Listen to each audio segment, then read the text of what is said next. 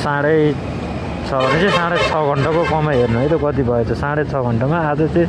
सबै अफलाइन पठाउ है यो फेरि तपाईँको अनलाइन होइन एउटा नि अनलाइन छैन सबै अफलाइन हो अफलाइनमा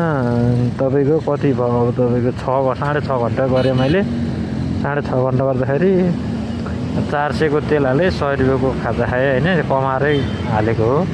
तपाईँको अब कति भयो त्यो हेर्नु अब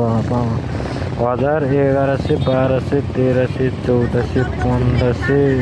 1600 1700 1800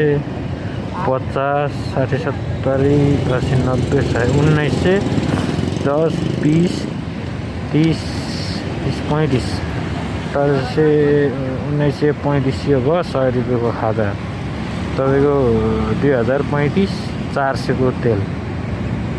भनेपछि 2435 रुपियाँ मेरो इन्कम 6.5 घन्टामा 2435 रुपियाँ मैले पठाउमा इन्कम गरेँ आज राइड गरेर